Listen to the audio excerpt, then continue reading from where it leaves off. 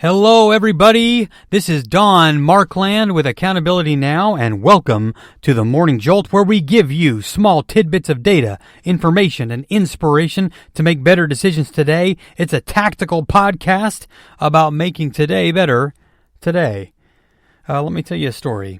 When my wife and I, when we were first dating, we decided to drive cross-country from Salt Lake City, Utah, to where her family lived in Fredericksburg, Virginia. It was a 32-hour drive, and we had been given some advice that was, if you, as a young couple, can survive a cross-country trip, you can survive anything.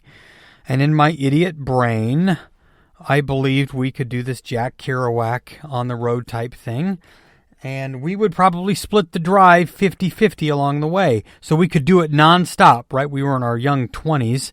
In fact, we were, I think, just about 20 years old, so this would be easy to do.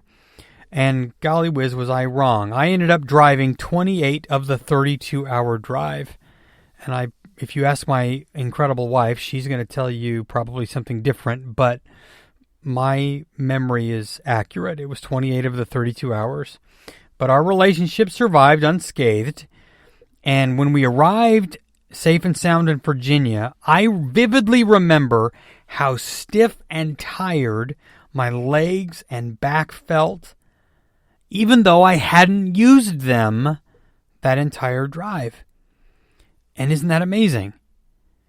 The body teaches us this universal law that what you don't use, you lose. And see, this application, it's easy to understand with our muscles. If you tie your arm or leg to your side, after long enough, it'll eventually become unusable. But this lesson also applies to everything in our lives. If you don't use your brain every day, you lose it. If you don't push your ambition constantly, it'll dry up. If you don't apply energy constantly, you'll be drained. You'll be more tired. If you don't set goals, you'll be less focused.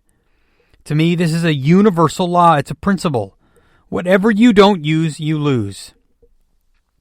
And given that it's such a widely understood principle, why do people choose to conserve things like ambition, time, goals, instead of using them every single day? They conserve them, and then they lose them. Like a starving plant, desperate for nourishment, desperate for water, they hold back rather than give it exactly what it needs. So let me give you a couple common mistakes that I see entrepreneurs make, business owners make in my coaching practice every single day. And there's two things, and it's causing them to lose what they already have. The first thing I see them lose is time. They manage time instead of creating time. Time management is a reactionary act to me. In fact, managing anything is generally reactionary.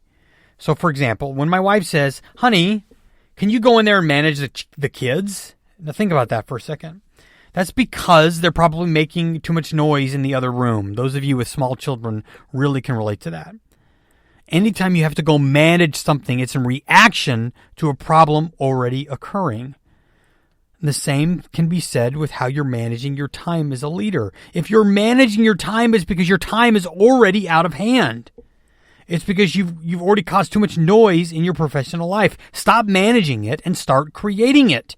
Get in front of it. Proactively make choices that create time in your life. Follow authors like Michael Hyatt or others to learn time creation tips. Don't be too reactionary. For example, I recommended planning your time in sprints.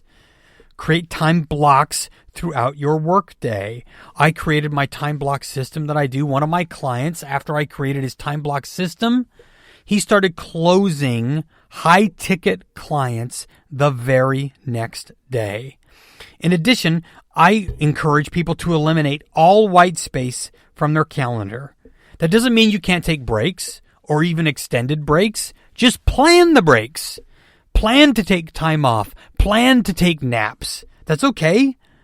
Plan to go for drives. Plan to take rests. Just don't let time control you. In addition, create a routine every day, a morning routine that you follow. It doesn't mean you have to get up at 4 a.m. like I do. You can get up whatever time you want. Jeff Bezos, the richest man on planet Earth, he gets up at 7:30 a.m. So there is nothing that says you have to get up at a certain time. It just means you have to get up consistently and have a routine. The second mistake I see people making is they lose accountability. Now, there's a lot of methods to fixing accountability, and I'm going to teach you one right here. Create a Gulf Stream effect in your life. The Gulf Stream, it transports 4 billion cubic feet of water per second. This isn't an oceanography lesson, but it applies to entrepreneurship and leadership in your own life. The most effective entrepreneurs, leaders, productive people, they create a Gulf Stream effect in their entire life. They create a network of people around them that hold them accountable to their goals, targets, and bad habits on a weekly, monthly, or quarterly basis. They do this in the form of a mentor, a partner, a coach. Either way, it creates this Gulf Stream that pulls them with real momentum. They plan out conferences or events or accountability points that pull them along. They'll say, hey, I'm going to go to this conference on this date in 3 months because I know I get really motivated after that event. And then I know in 6 months I'm going to be probably a little more tired, so I'm going to go to do this event. Or I'm going to meet with this accountability person. Or I'm going to hire a coach in these 6-month increments because I know it's going to get me really focused. Or I'm going to train for this marathon because it's going to get me really hyper-focused. They plan ahead knowing they're going to wane at certain times. They create Gulf Stream in their life. So here's some tips. Share your short and long-term goals with accountability partners in your network. Find a trusted friend or business associate you can share those goals with. And here's important. I wouldn't recommend a spouse because of the emotional involvement can sometimes create unneeded friction. Arrange to meet with this friend once a month for a meal or a drink or over Zoom if we're in quarantine. Share your results. Discuss your progress. Let them ask you tough questions. Don't get defensive. Another tip, join a mastermind group that you can meet with on a regular basis and be sure to invest in it. You have to invest time and money to make it real. Another piece, hire a coach. Hire somebody that motivates, inspires, and pushes you to be better. Did you know that 70% of small businesses that invest in a coach last 5 years longer and are more profitable than those that don't? In the end, the universal law of if you don't lose it, you lose it can apply to everything. Relationships, your brain, your muscles, your energy, your personal life. You must stay engaged to keep growing. Use your ambition every day to think bigger. Use your time and create it to do more. Use your network and your peers to keep you accountable to be the best you can be. You want more content? Please, first, leave a review. Subscribe on Apple or Spotify. You can follow me on Forbes. A new article came out today. You can follow me on Twitter at Don Markland or Instagram, executivecoach.don, or my website, accountabilitynow.net. And as always, check out my company, the greatest digital marketing agency in the world, 411 Locals. And this is your Morning Jolt.